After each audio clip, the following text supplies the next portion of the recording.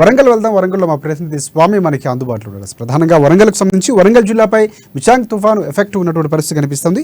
రాష్ట్ర వ్యాప్తంగా ఎడతెరిపి లేకుండా కురుస్తున్నటువంటి వర్షాలతో తీవ్ర ఇబ్బందులు పడుతున్నారు అక్కడ స్థానికులు. ప్రధానంగా అకాల వర్షాల వల్ల తడిసి ముద్దైనటువంటి పరిస్థితి అక్కడ ధాన్యం కనిపిస్తూ ఉంది. అలాగే వరి, పత్తి, మిర్చి పంటలు కూడా తీవ్రంగా నష్టపోయినటువంటి పరిస్థితి ఉంది.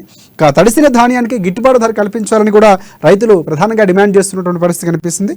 మిచాంగ్ తుఫాను తీవ్ర నష్టం మిగులుతుందని కూడా రైతులు ఆవేదన వ్యక్తం చేస్తున్నారు. ప్రతిసారి కూడా రైతులకి ఈ గోస తప్పట్లేదని కూడా చెప్తున్నటువంటి పరిస్థితి కనిపిస్తుంది. శాశ్వతంగా గిట్టుబాటు ధర కల్పించినటువంటి ఫెసిలిటీస్ కానీ గవర్నమెంట్ నుంచి వస్తే ఖచ్చితంగా కొంతవరకు ఊరట ఉండే అవకాశం ఉందని కూడా రైతులు వ్యక్తం చేస్తున్నటువంటి పరిస్థితి కనిపిస్తుంది. దీనిపై పూర్తి అప్డేట్స్ అందిస్తారు స్వామి. స్వామి చెప్పండి. Good evening Rajasekhar. ప్రస్తుతానికైతే ఉమ్మడి వరంగల్ జిల్లా వ్యాప్తంగా గత 2 రోజులు పాటు కురుస్తున్న తేలికపాటి వర్షాలకు మొత్తానికైతే తుఫాన్ ద్వారా కూడా చేతికొచ్చిన పంట కూడా నేలమట్టం పోతుంది.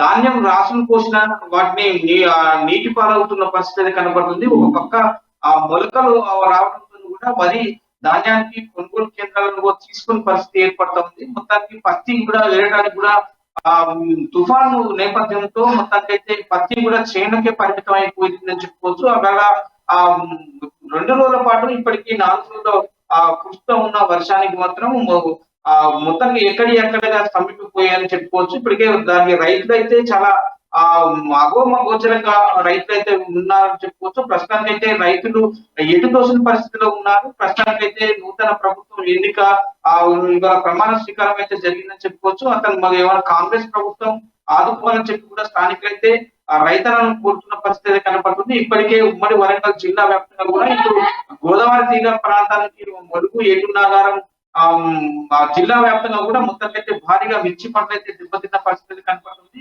దాంతో పాటు పత్తి కూడా మొత్తానికైతే చేతికే పరిమితమై కూడా ఈ పత్తి తీయలేని పరిస్థితిలో కూడా రైతులు అగోచరంలో ఉన్నారని చెప్పుకోవచ్చు. ప్రస్తుతానికైతే తుఫాన్ రావడంతో కూడా రైతులకు కష్టాలకు కన్నీళ్ళే కాయ కష్టం చేసి కూడా చేతికొచ్చి పంట కూడా మొత్తానికైతే అప్పులు తీరుతామని అనుకునే నేపథ్యంలో కూడా మొత్తానికైతే ఇప్పటికీ ప్రస్తుతానికైతే అప్పులు తీరలేక కూడా ఆత్మహత్య శరణ్యంగా కూడా రైతులైతే భావిస్తున్న నేపథ్యం అయితే కనపడుతుంది. ఇప్పుడు ప్రస్తుతం తుఫాను ఎఫెక్ట్ తో కూడా రైతన్నలకు చాలా తీవ్ర నష్టం జరిగిందని చెప్తున్నాను. ఇప్పటికే రైతులను కూడా ఆదుకోవాలని కూడా స్థానిక రైతులను కోరుతున్న పరిస్థితి కనపడుతుందని చెప్పుకోవచ్చు రాజశేఖర్.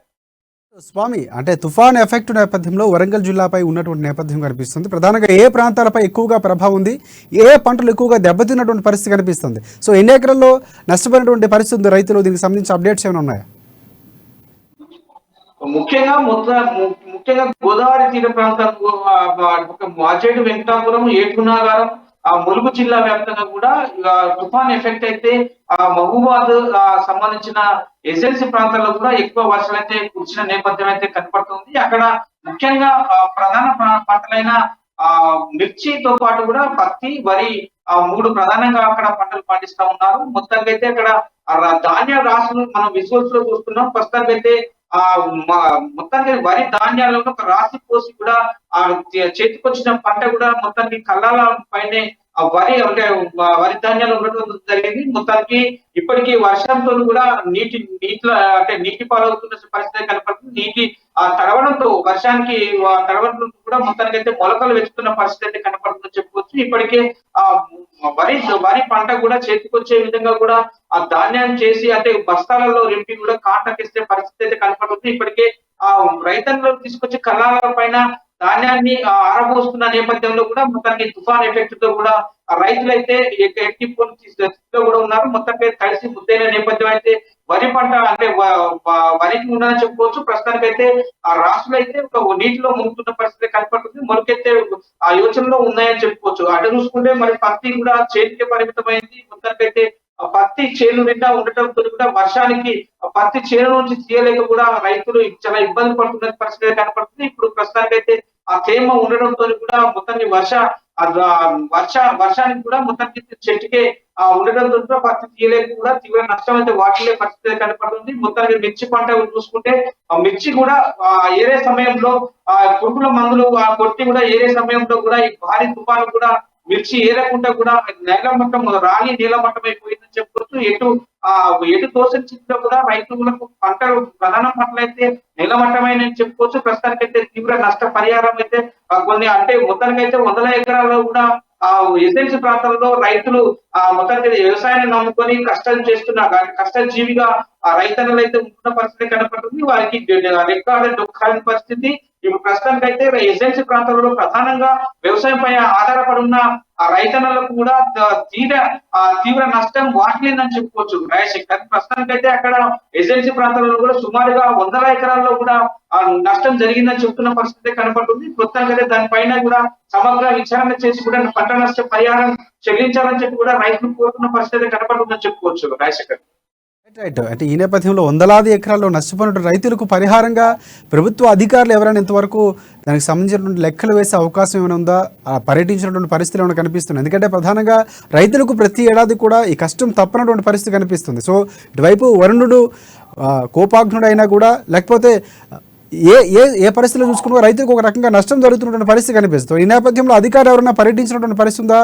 పంట నష్టాన్ని అంచనా వేసినటువంటి పరిస్థితి ఏమైనా ఉందా? ఇంతవరకు అధికారులకు కూడా అంటే రానున్న మరో 2 రోజుల పాటు భారీ వర్షాల నుంచి అతి భారీ వర్షాలు కురిసే అవకాశాలు అయితే ఉన్నాయని చెప్పుకోవచ్చు. ఇప్పటికీ మొత్తం పూర్తి స్థాయిలో కూడా వర్షానికి అంటే మొత్తానికి అయితే సద్దుమణిగిన తర్వాత వర్షం తుఫాను ఆ ఎఫెక్ట్ ఎంతవరకు ఉంది అని చెప్పి సమగ్ర విచారణ చేసే అవకాశాలు ఉన్నాయి. ఇప్పటి వరకు అయితే అధికారులు కావచ్చు, అగ్రికల్చర్ డిపార్ట్మెంట్లు కావచ్చు, సంబంధిత అధికారులు అయితే ఇంతవరకు రైతులు చూసిన పాపన లేదు. మొత్తానికి అయితే పరిస్థితి కనపడుతుంది. ప్రస్తుతానికి అయితే అక్కడ సంబంధించిన ఏ డిపార్ట్మెంట్ కూడా అగ్రికల్చర్ డిపార్ట్మెంట్ కావచ్చు, రెవెన్యూ డిపార్ట్మెంట్ కావచ్చు, ఇంతవరకు ఎవరు కూడా తొంగి చూసిన పరిస్థితి లేదు. ప్రస్తుతానికి అయితే రైతులే ధాన్యంతో రైతులు మొత్తం సతమతం అవుతున్న పరిస్థితి కనపడుతుంది. ఇప్పటి వరకు కూడా ఒక అంచనా వేయలేకుండా పోతుందని చెప్తున్న పరిస్థితి కనపడుతుంది. ఇప్పటికీ అంటే ఇంకా మరో 2 రోజుల పాటు కూడా భారీ వర్షాలు అతి భారీ వర్షాలు ఉండే అవకాశాలు ఉన్నాయని చెప్తున్న వాతావరణ శాఖ అయితే సూచనలు అయితే జారీ చేశారు. ఇప్పటికే ప్రస్తుతానికి అయితే ఆరెంజ్ జోన్ లో కూడా మొత్తం ములుగు జిల్లా ఉంది అని చెప్పుకోవచ్చు. ప్రస్తుతానికి అయితే మరో 2 రోజుల పాటు ఉన్నందున కూడా అధికారులకు తిరగలేకపోతున్నా చెప్తున్న పరిస్థితి కనపడుతుంది. ప్రస్తుతానికి అయితే మరో 2 రోజుల తర్వాత అధికారులు ఎలాంటి చర్యలు తీసుకుంటారు, అక్కడ ఎవరెవరు పర్యటిస్తారు, ఇప్పుడు ప్రస్తుతానికి అయితే నూతన మంత్రిగా ఎన్నికైన ధనసూరి అనసూయ అలియాస్ సీతక్క మరి పర్యటించిన నేపథ్యం ఉంది. వారితో ప్రస్తుతానికి అయితే ప్రమాణ స్వీకారం అయితే అయిపోయింది అనుకోవచ్చు. ప్రస్తుతానికి కూడా పర్యటించే సూచన అయితే కనబడుతుందని చెప్తున్న పరిస్థితి కనబడుతుంది. ప్రస్తుతానికి 2 డేస్ తర్వాత కూడా ఎలాంటి తీవ్ర పరిణామాలకు ఎదుర్కొంటారు, ఎవరెవరు పర్యటిస్తారు, రైతులను ఎవరు ఆదుకుంటారని చెప్పి కూడా వేసుకున్న పరిస్థితి కనబడుతుందని చెప్పుకోవచ్చు రాజశేఖర్.